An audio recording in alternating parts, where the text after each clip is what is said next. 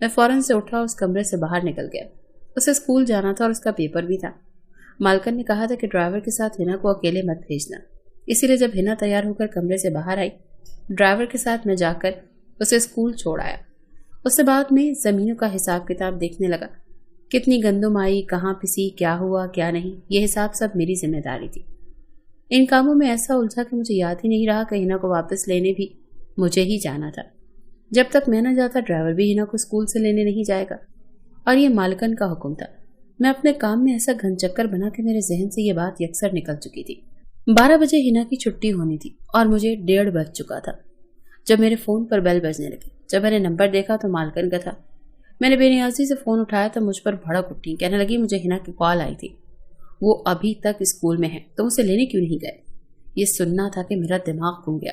मैं तो बिल्कुल ही भूल चुका था। मैंने कहा मालकन, वो मैं जमीनों के हिसाब किताब में लगा हुआ था। मालकन कहने लगी जाओ जाकर उसको लेकर आओ। मैंने सारे खाते बंद किए और घर से बाहर निकला। सामने ड्राइवर को मैंने खा जाने वाली नजरों से देखा था। मैंने कहा तुम मुझे बता नहीं सकते थे कि छोटी मालकन की छुट्टी हो गई है? वो कहने लगा मैं क्यों बताऊं, मालकन तो तुम्हें सब मुलाजमों पर सरदार बनाकर गई हैं, ये तुम्हारा काम है कि तुम इन बातों का खुद ख्याल रखो। ड्राइवर की बात ने तो मुझे हिला कर रख दिया था। मालकन क्या कही थी, सारे मुलाजमीन सर पर चढ़ गए थे, वरना इनके सामने तो सर झुकाए रखते थे। बहरहाल मैं फटाफट से ड्राइवर के साथ बैठा और जब स्कूल पहुंचा तो पूरा स्कूल खाली हो चुका था। सिर्फ हिना ही स्कूल में थी। यहाँ पर चौकीदार मुझे देखकर गुस्से से लाल पीली होती हुई गाड़ी में बैठ गई। जितनी देर मैं घर नहीं पहुंचा वो मुझे बस बातें ही सुनाती रही।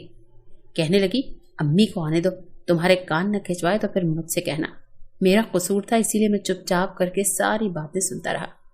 घर पहुंचे तो बावर्ची ने खाना तैयार नहीं किया हुआ था।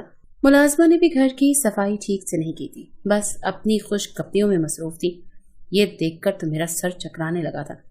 मालकन के बगैर तो पूरा घर ही उल्टा पड़ने लगा था। मैं इन्हें कुछ कहता तो सब कहते कि तुम भी हमारी तरह मुलाजिम हो, ज्यादा हमारे सर पर सवार मत हो। मैं तो मालकन के बिना बौखला कर रह गया था। मैंने मुलाजमा से ठीक से सफाई करने का कहा। अपनी निगरानी में पूरे घर को साफ सुथरा करवाकर रात तुम में थक चुका था। जब मैं हिना के कमरे में गया तो वो ऊंची आवाज में अपने स्कूल का काम याद कर रही थी। मैं लाउंज में सोफे पर जाकर सो गया क्योंकि दिन भर का थका हुआ था। रात को मुझे लगा जैसे लाउंज में कोई और भी मौजूद है। किसी के कदमों की चाप मुझे सुनाई दी। मैंने आंखें खोलकर देखा तो मुझे लगा जैसे कोई आदमी हिना के कमरे के बाहर खड़ा और कमरे की खिड़की से अंदर झांकने की कोशिश कर रहा है। मैंने बुलंद आवाज में कहा कौन है वहां?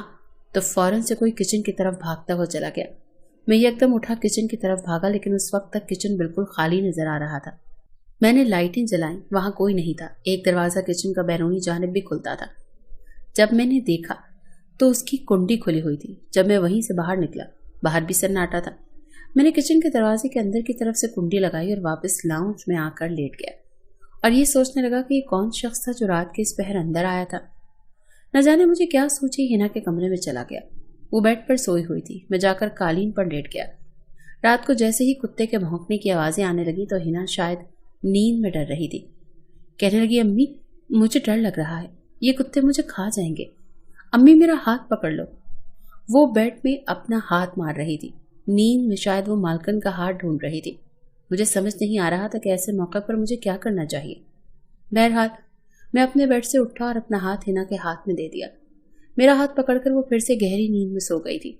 काफी देर में खड़ा ये इंतजार करता रहा कि वो कब गहरी नींद में जाए और मैं अपना हाथ उससे छुड़वाऊं। जब वो गहरी नींद में सो गई तो मैंने धीरे से अपना हाथ उसके हाथ से अलग किया और दोबारा कालीन पर जाकर लेट गया। इसके बाद मैं हिना के कमरे में ही सोने लगा था। एक रात बावर्ची ने दूध की सरदाई बनाई तो कहने लगा कि तुम भी पी लो, बड़ी सुकून की नींद आएगी। मैंने भी वो सरदाई पी और रात को हिना के कमरे में चला गया। और उस रात तो वाकई मुझे बड़ी गहरी नींद आई थी। मैं जो सोया तो सुबह मेरी आंख खुली। जब मैंने देखा तो बेड खाली था। उस वक्त सुबह के 6 बजे थे। उस वक्त तो हिना नहीं जागती थी और वैसे भी आज इतवार का दिन था, छुट्टी थी। मैं कमरे से बाहर आया तो हिना वहां भी कहीं नहीं थी। मैंने उसे पूरे घर में देखा, मुझे कहीं नजर नहीं आई। मेरा दिल तो धक से रह गया था। मैंने तमाम मुलाजिमीन को शोर मचाकर जगा दिया। सभी उसे ढूंढने लगे लेकिन वो पूरे घर में कहीं नहीं थी। मेरा तो ये हाल था कि काटो तो लहू न निकले। मेरा रंग फक हो चुका था। मालकन उसे मेरे भरोसे पे छोड़कर गई थी। मैं कैसे रात को गहरी नींद सो गया। जब मैंने तमाम मुलाजिमीन से बात की तो तब मुझे पता चला कि बावर्ची भी घर से गायब है। फिर मेरे ख्याल आने लगा कि कुछ दिन पहले मैंने एक शख्स को हिना के कमरे के बाहर देखा था। अब भागता हुआ किचन में गया था, शायद वो बावर्ची ही था। मैंने फौरन से मालकन को फ़ोन किया और सारी बात उनके गोश गुजार कर दी। मैं बावर्ची का पता सब जानता था। मालकन ने कहा कि तुम बावर्ची के घर पहुंचो, उसका पीछा करो, मैं पुलिस को भी फ़ोन कर देती हूँ। मैं भागम भाग बावर्ची के घर गया तो मालूम हुआ कि उसकी बीवी बच्चे कहने लगे वो तो घर पर आया ही नहीं। फिर मुझे मोहल्लेदारों से पता चला कि सुबह सुबह बावर्ची हिना के मुंह पर हाथ रखे उसे एक गाड़ी में बिठाकर कहीं ले जा रहा था। इस वक्त तक पुलिस भी हमारे बंगले के करीब आ पहुंची थी। सारी तफ्तीश के बाद बंगले के बाहर लगे कैमरे की मदद से हमें गाड़ी का नंबर मिल गया था और साफ उसमें नजर आ रहा था कि बावर्ची हिना के मुंह पर हाथ रखी जबरदस्ती उसे गाड़ी में बिठा रहा है। उस गाड़ी का नंबर ट्रेस हो चुका था। मैं भी पुलिस वालों के साथ में गया था। जैसे ही गाड़ी तक पहुंचे वो सुनसान जगह पर खड़ी थी। मुझे याद आने लगा कि एक बार बावर्ची मुझे ऐसी जगह पर लाया था कि यहाँ उसके कुछ दोस्त रहते हैं।